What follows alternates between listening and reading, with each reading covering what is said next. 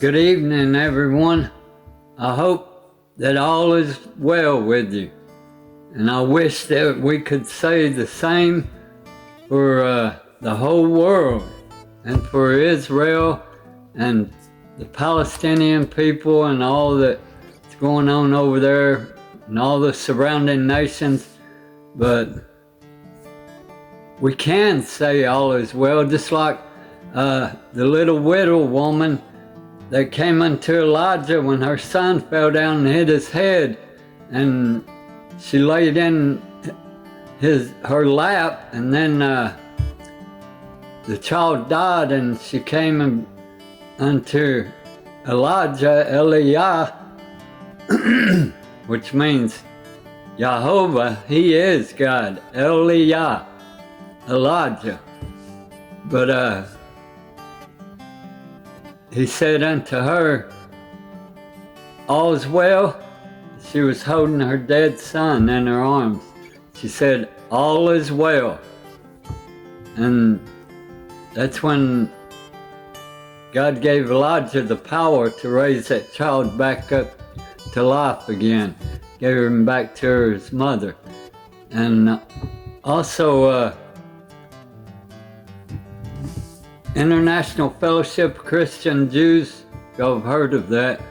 Yael Eckstein, or her dad, used to say all the time in their ministry when people would ask him the question about the Holocaust, they would say, where was God in all of that? There was like 6,000 or 6 million Jews that were Jewish people that were killed in the Holocaust. And they would ask him, where was God in all of that? And his answer was, the question is not, where was God? The question is, where were we? And so I want to read something here to you.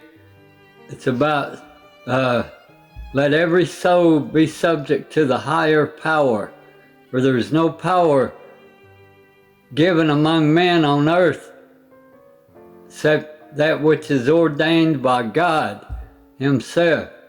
And so let's get into that and read a little bit of it, and then we'll talk a few more minutes and close this out. Love y'all.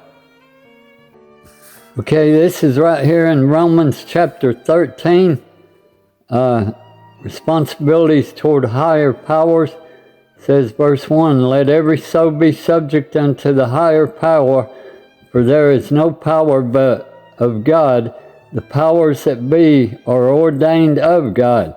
Whosoever therefore resisteth the power resisteth the ordinance of God. And they that resist shall receive to themselves damnation. For rulers are not a terror to good works, but to evil. Wilt thou then not be afraid of the power? Do that which is good, and thou shalt have praise of the same. For he is the minister of God to thee for good. But if thou do that which is evil, be afraid. For he beareth not the sword in vain, for he is the minister of God, a revenger to execute wrath upon him that doth evil. God hath ordained kings and rulers and governments and authorities to punish evil. That's what we see there. Wherefore you must needs be subject, not only for wrath, but also for conscience sake. For this cause pay ye tribute also, for they are God's ministers, attending continually upon this very thing.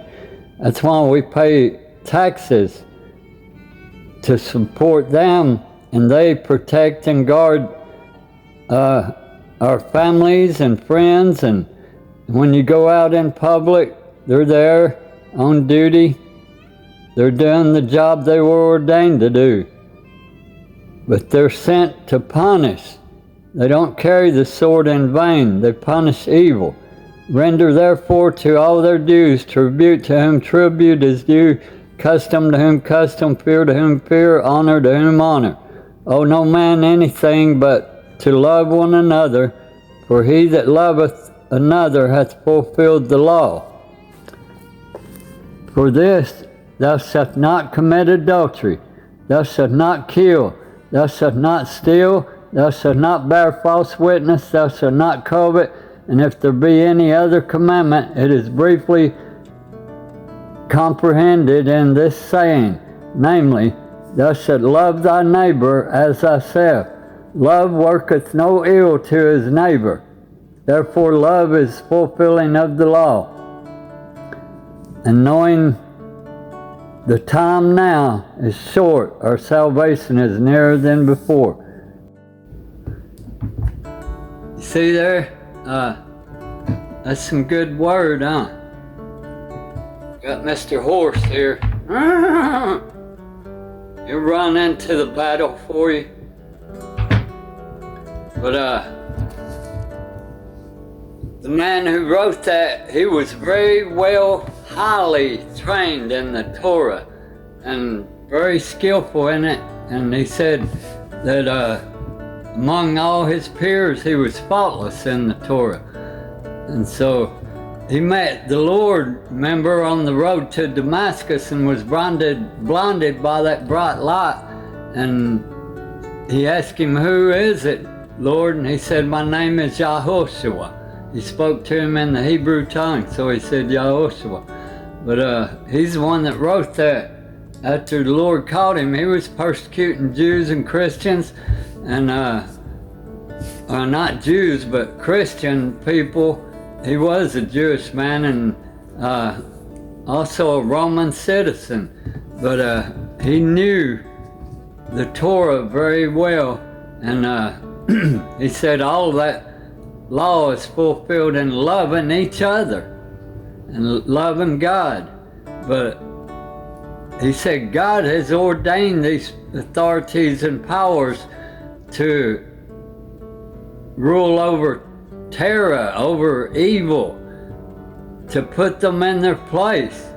And anybody who resists the authority, they're resisting the ordinance of God. God's the one set these things in order. And according to Elijah's name, his name is Yahovah. He is God. And Yahovah is the God of Israel. And one day all nations are going to be under one rule and one authority. That's God. And if they were wise, they would submit unto that one God right now. Because when he comes in glory and power, and all the armies of heaven coming down with him, there ain't going to be no more second chance. Those little children that have died and perished and stuff, they're innocent in the sight of God. They're in the presence of the Almighty God. Right now, all souls belong to him, and the Spirit returns unto the one who gave it. I know myself. Yeah, I know about these authorities because when I was a young man growing up, I was wild and crazy, man. People called me Gonzo, and there were times that I probably wouldn't even have lived to sit here and talk to y'all today, but because I was endangering my own life, I was so crazy. Some things I've done. Someday maybe I'll give a testimony on that stuff, but the Lord brought me out of that evil life. Praise his holy name.